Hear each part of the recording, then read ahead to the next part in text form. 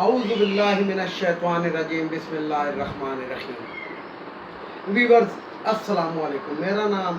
سید احمد سمیع ہے اور آپ دیکھ رہے ہیں سید احمد سمیع یوٹیوب چینل۔ ویورز آج آپ سے میں دو تین موضوعات پہ بات کرنا چاہوں گا۔ سب سے پہلے تو یہ جو کشمیر کے بارے میں جو ایک پاکستان نے اپنا ایک لے آؤٹ پلان اس کو کہتے ہیں، لے آؤٹ پلان بنایا ہے کہ یعنی کہ جسے کہتے ہیں کہ اس کی آزادی کے لیے اب کوششیں جو آج تک یعنی کہ 70 سال سے دباؤ پڑی تھی ان کو تیز کرنے کے لیے کوئی لے آؤٹ پلان بنایا جاتا ہے، وہ لے آؤٹ پلان پاکستان نے بنایا ہے اس کے بارے میں۔ اور اسی لے آؤٹ پلان کے اندر جو منافقین ہیں ان کے بارے میں آپ سے بات کروں گا کہ اس لے آؤٹ پلان کو ناکام کرنے کے لیے کون کون سی قوتیں جو ہیں وہ برسر پیکار ہیں۔ اور اس کے بعد میں آپ سے بات کروں گا پاکستان کی دفاعی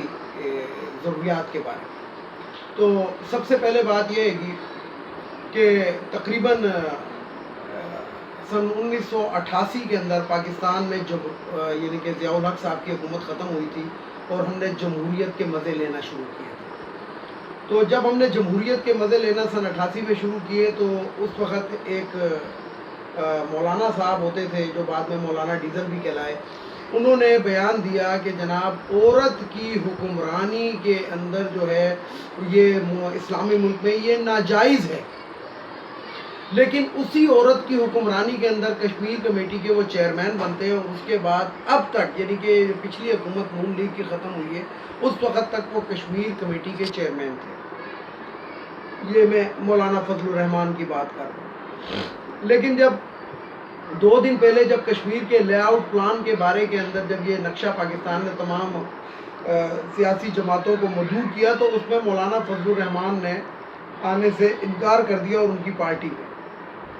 تو اس وقت ویورز آپ لوگوں کا تو نہیں معلوم لیکن میرے جسے کہتے ہیں کہ میرے دماغ کے اندر ان کے دادا مرحوم کی وہ بات یاد آئی کہ جو انہوں نے کہا تھا کہ شکر ہے پاکستان کو بنانے کے غلط فیصلے میں میں شامل نہیں ہوں، بلکہ گناہ قرار دیا تھا کہ پاکستان کو بنانے کے گناہ میں ہم شامل نہیں ہیں۔ تو وہی اب یہ ہوا کہ کشمیر کی آزادی کے لیے جو ایک لے آؤٹ پلان بنایا گیا اس کے اندر مولانا فضل الرحمان نے بھی انکار کر دیا، یعنی کہ وہ بھی اس گناہ میں شامل نہیں ہونا چاہتے۔ اب ویورز ادھر ہی ہم بات کرتے ہیں، ایک میں نے اپنی ایک پریویس ویڈیو میں آپ کو ایک لفظ بتایا تھا، احسن اقبال ان کا نام ہے لیکن میں اس کو لنڈے کا ارسطو کہتا ہوں۔ تو وہ جو لنڈے کا ارسطو ہے اس نے بھی ایک ٹویٹ داغ دیا، کیونکہ اب ان کو کوئی دیکھتا یا سنتا تو ہے نہیں تو وہ ٹویٹ جو ہوتے ہیں وہ بھیج دیتے ہیں اور پھر وہ جو مریم نواز کی ایک ٹیم ہے گی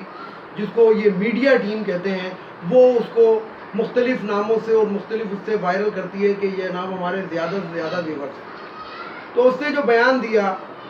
اپنے ٹویٹ کے ذریعے تو یقین جانیے کہ اس بیانیے کو انڈین میڈیا نے اتنا اچھالا، اور انڈین میڈیا کل میں ایک انڈیا کے چینل دیکھ رہا تھا تو انہوں نے یہاں تک کہہ دیا کہ پاکستان کی دوسری بڑی سیاسی پارٹی کشمیر کو آزاد کرانا ہی نہیں چاہتی اور بلکہ وہ اس کے اوپر ہمارا جو قبضہ ہے جو ہم نے غاصبانہ قبضہ کیا وہ اس کو جائز قرار دیتی ہے۔ تو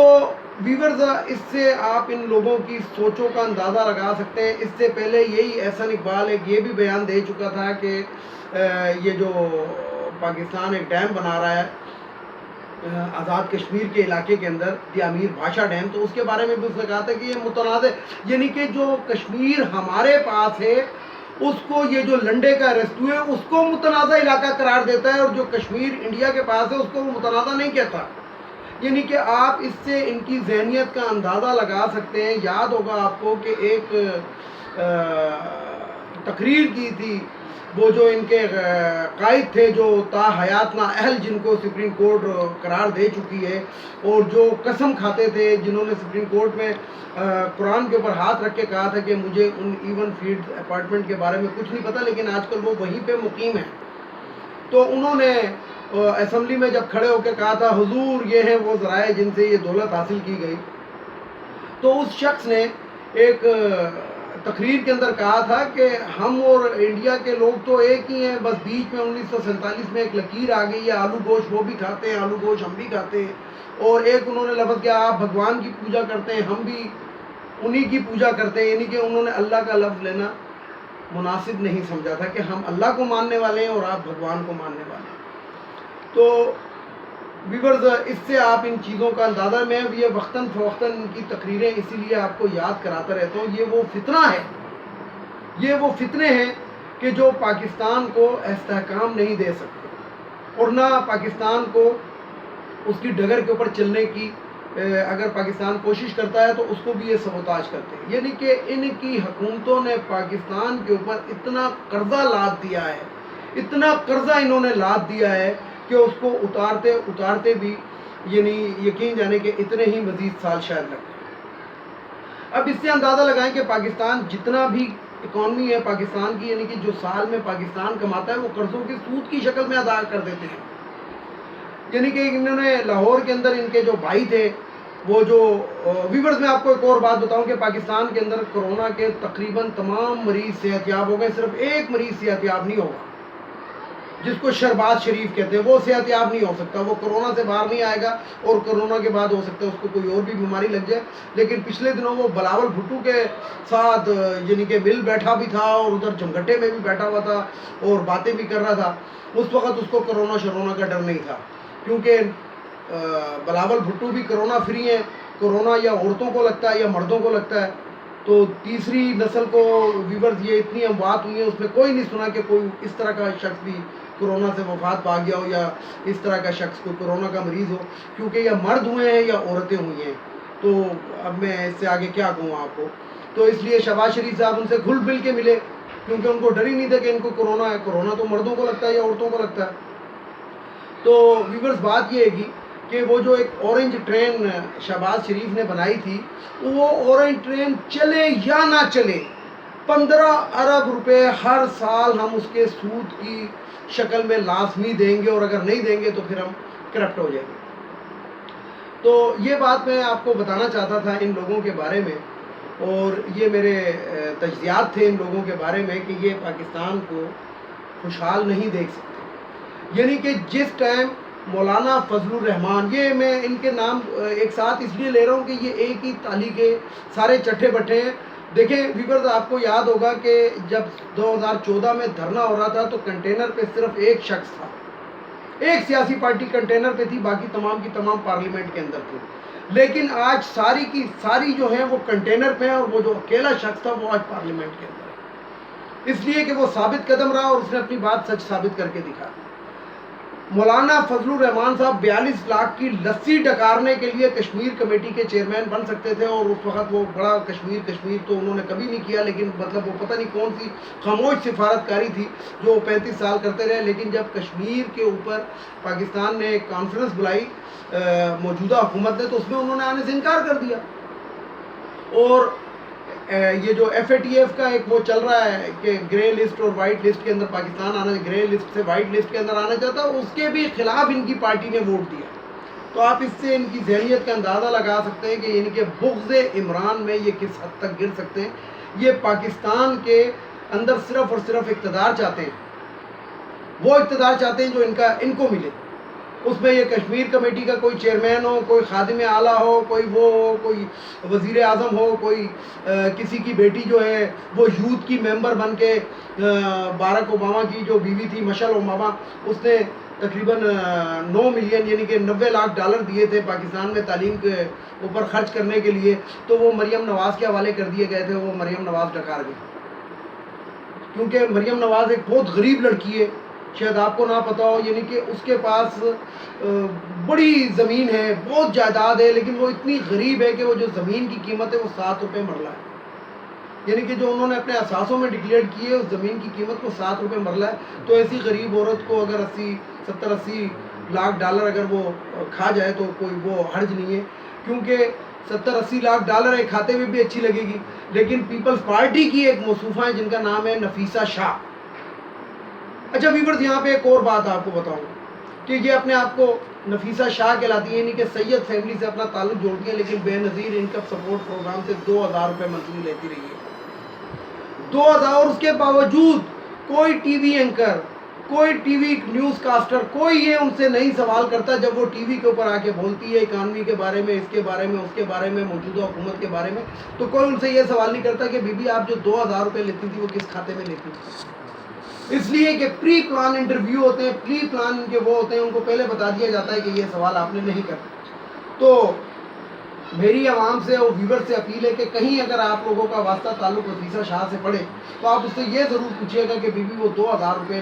بے نظیر انکم سپورٹ پروگرام کے کیا ذوالفقار علی بھٹو کی قبر پہ چادر چڑھانے کے لیے آپ ہر مہینے لیتی تھی کہ میں انہی قسم کی چادر چڑھا دیا کروں؟ اگر اس بارے میں کوئی انفارمیشن ہو کہ وہ 2000 روپے کا کیا کرتے تو پلیز میرے ساتھ واٹس ایپ کے اوپر لازمی شیئر کیجیے.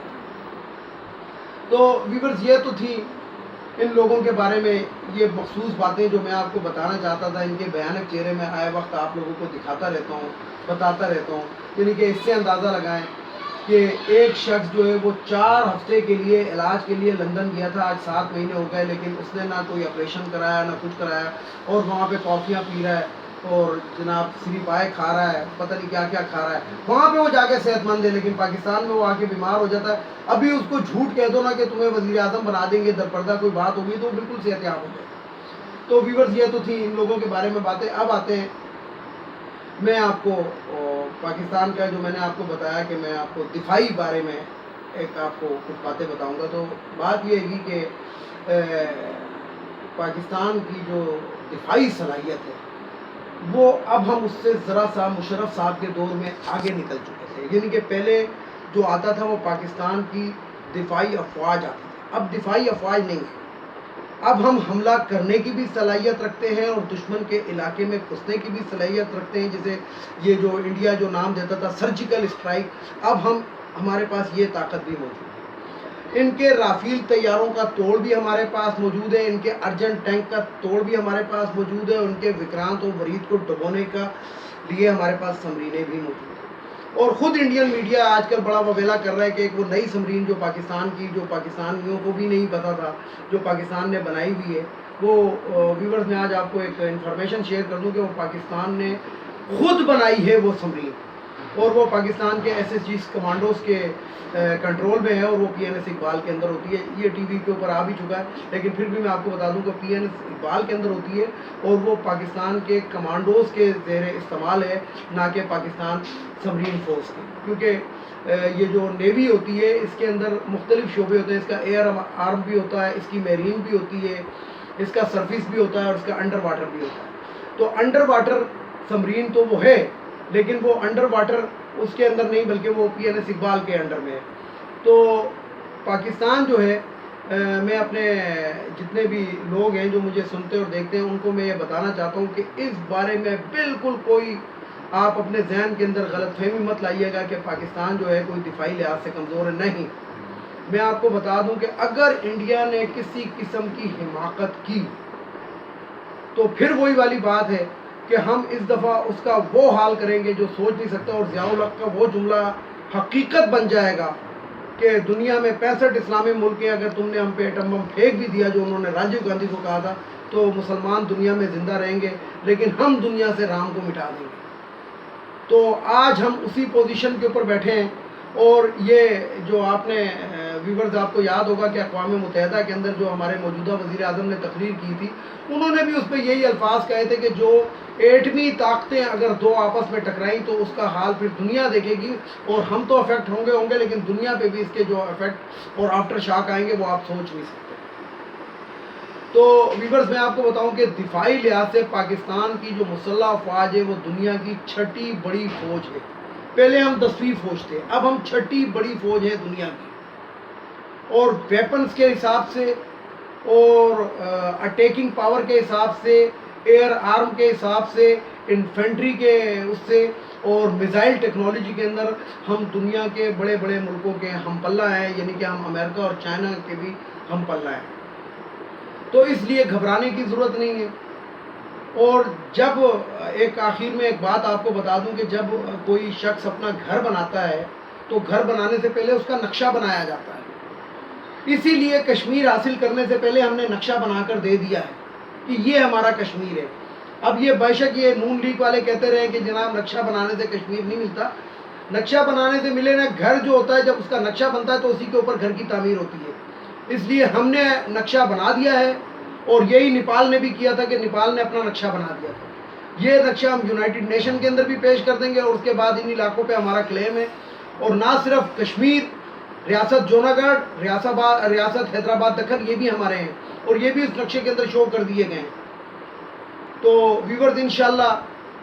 مجھے جو لگ رہا ہے اور مجھے جو نظر آ رہا ہے، میں اپنی زندگی کے اندر کشمیر کو آزاد ہوتے ہوئے دیکھ رہا ہوں، اور یہ زیادہ دور نہیں ہے، 2 سے 3 سال کی بات ہے. اور 2 سے 3 سال کے اندر یہ کشمیر جو ہوگا یہ پاکستان کا چھٹا صوبہ ہوگا. ویڈیو کو لائک کریں، شیئر کریں، سبسکرائب کریں، اور بیل آئیکن کے بٹن کو ضرور دبائیں تاکہ نیکسٹ ویڈیو میری آپ کو ملتی رہے. اس کے ساتھ ہی اجازت چاہوں گا ویورز کو، تمام عالم اسلام کو، مسلمانوں کو. اللہ حافظ. اور آخر میں وہی نعرہ، پاکستان زندہ باد، پاک فوج پائندہ باد.